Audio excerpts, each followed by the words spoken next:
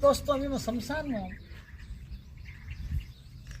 मैं शमशान से संबंधित कुछ बातें आपसे बताना चाहता हूँ, ऐसी क्रिया बताना चाहता हूँ जिसमें कोई मंत्र नहीं, कोई गुरु की आवश्यकता नहीं। ये क्रिया आपने कर ली तो शमशान की सारी शक्तियाँ आपकी मदद करेगी, आपकी सहायता करेगी, आपके जीवन में जो प्रॉब्लम्स है उनको दूर करेगी। दोस्तों आपको पता चले कि आपके कोई रिलेटिव, रिश्तेदार, घर परिवार में से कोई नहीं रहे, संसार में गुजर गए, तो उनके अंतिम संस्कार में आपको जाना पड़ेगा। उससे पहले पहले आपको क्या करना पड़ेगा? आपने देखा होगा कि जब कोई शव यात्रा निकलती है तो शव यात्रा के ऊपर कुछ सिक्के फेंकते हैं। सिक्के फेंकने का रिवाज है कि शव यात्रा के ऊपर से सिक्के फेंकते हैं। अब बड़े बड़े शहरों में तो गाड़ी में रख करके वो सब वाहन होता है, उसमें रख करके ले जाते हैं, उसमें क्या सिक्के फेंकेंगे। लेकिन जहाँ फेंकने की सुविधा है, मैं वहाँ की बात कर रहा हूँ। तो आपको पहले तो एक व्यवस्था करके अपने पास रखनी चाहिए। अगर ऐसी चीज़ें चाहिए आपको, इन शक्तियों का आनंद लेना है, इन शक्तियों का कई बार तो इन शक्तियों का प्रत्यक्षीकरण भी हो जाता है। ये जो क्रिया बता रहा हूँ ना, इससे पहले तो ये व्यवस्था रखनी चाहिए कि जो सिक्का फेंकते हैं ना, वो सिक्का 1 रुपये का हो सकता है या कोई भी अलग अलग मुद्रा जहाँ चलती है वहाँ का सिक्का हो सकता है। तो वो सिक्का आप उठा लीजिए। जो सिक्का शव के ऊपर से गिरा हो वो सिक्का उठा लीजिए। ज़्यादा बढ़िया तो ये रहता है कि जो सिक्का गिरा है ना, उसे ज़मीन पर पड़ने से पहले पहले लपक लिया जाए। वो सबसे बेटर चीज़ हो। ज़मीन पर गिरने से पहले पहले उस सिक्के को यदि आपने उठा लिया, चुपचाप जेब में डाल लो, अपनी शव यात्रा में जाके आ जाओ, वो अलग चीज़ है। उस सिक्के को घर ला करके 3 जल से धोना पड़ेगा। 3 जल मतलब गंगा जल से धोना पड़ेगा, गोमूत्र से धोना पड़ेगा और गुलाब जल से धोना पड़ेगा। धो लिया, धो करके उसको अपने पास रख लीजिए। कोई आदमी मरा है, अब उसकी अंतिम यात्रा में आप गए हैं, पता रखना चाहिए कि अपने रिश्तेदार, आपके रिश्तेदारों में होना चाहिए कोई, जैसे माता हो, पिता हो, भाई हो, बहन हो, कोई दूसरा कोई काम नहीं आएगा। आपके ही कोई रिश्तेदारों में कोई आदमी गुजर गया हो, तब आप क्या करेंगे?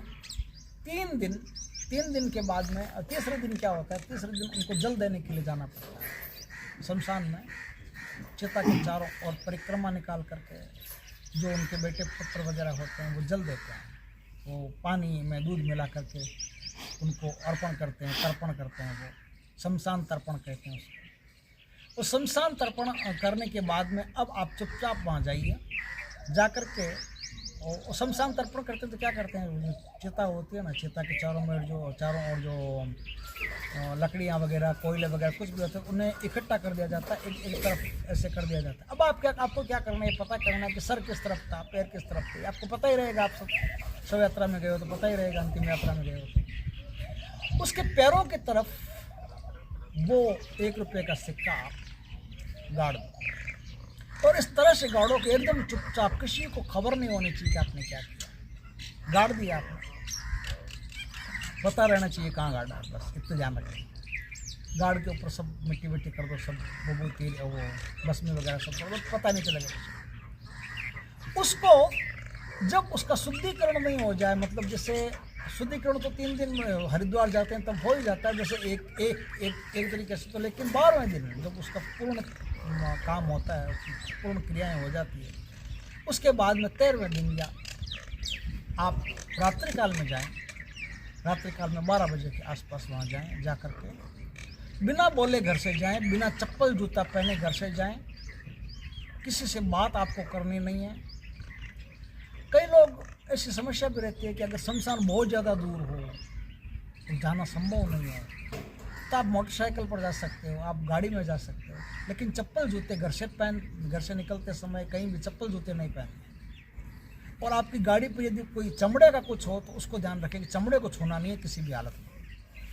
अब आप शमशान घाट में गए, जाकर के चुपचाप दक्षिण दिशा की तरफ अपना मुख रख करके वो सिक्का उठा लो, और उठा करके वहाँ से निकाल करके और सिक्के को हाथ में लेकर के ऐसे कहो कि हे शमशान की शक्तियों, आज से मेरी सहायता करना, मैं आपका बालक हूँ, हमेशा मुझ पर अपनी कृपा रखना, मुझ पर और मेरे परिवार पर अपनी कृपा रखना, अपनी कृपा दृष्टि हमेशा बनाए रखना। इस प्रकार से बोल करके और उनको प्रणाम करके वो सिक्का चुपचाप ले आए।